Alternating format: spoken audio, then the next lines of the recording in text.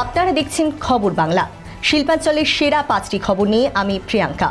আমার কাছে অনেক তথ্য আছে, ওর দলের লোকেরাই ওকে হারাবে।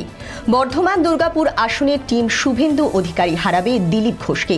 প্রাতঃভ্রমণে বেরিয়ে দিলীপ ঘোষ সম্পর্কে এই বিস্ফোরক মন্তব্য করলেন বর্ধমান দুর্গাপুরের তৃণমূল প্রার্থী কীর্তি আজাদ।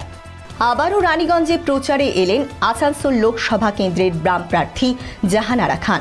এদিন রানীগঞ্জের বাজারে চিনকুটি মোড়ের লাগোয়া সবজি বাজারে ঘুরে ঘুরে প্রচার সারেন তিনি। রানীগঞ্জে পোস্টার ছেঁড়ার প্রশ্নে তিনি বলেন, কিছু জায়গায় আমাদের পোস্টার ছিঁড়ে দেওয়া হয়েছে, কিছু জায়গায় দেওয়াল লিখন মুছে ফেলা হয়েছে।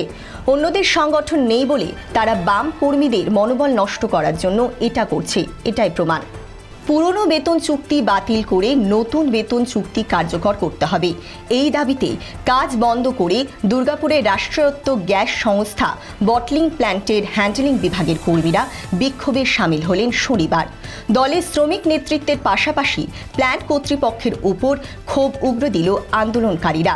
ধর্মঘটের জেরে প্রায় 10 জেলার হেসেল ঘরে রান্নার গ্যাসের সংকট।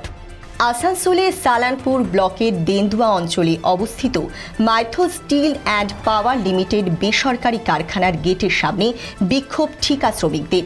বিক্ষোভকারীরা জানান, তাদের 8 ঘন্টার বদলে 12 ঘন্টা কাজ করানো হচ্ছে, আর সেই কাজের ন্যায্য মূল্য তাদের দেওয়া হচ্ছে না।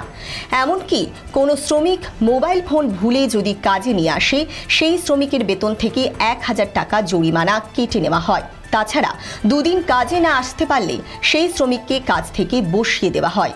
আসানসোল থেকে জামতোড়া যাওয়ার প্রধান সড়ক অবরোধ করে বিক্ষোভ দেখায় পরিবারের সদস্যরা। প্রসঙ্গত, শুক্রবার মিহিজাম কুর্মি পাড়ার এলাকার রামু খাটাল অঞ্চলে প্রেম কুমার পাণ্ডে নামে এক যুবককে ধারালো অস্ত্র দিয়ে খুন করা হয়। দোষীরা এখনও অধরা। তাদের শাস্তির দাবিতে পথ অবরোধ বলে জানা যায়। এখনকার মতো খবর এই পর্যন্তই। পরবর্তী খবরের জন্য চোখ রাখুন খবর বাংলার স্ক্রিনে। খবর বাংলা, খবরের খবরদারি।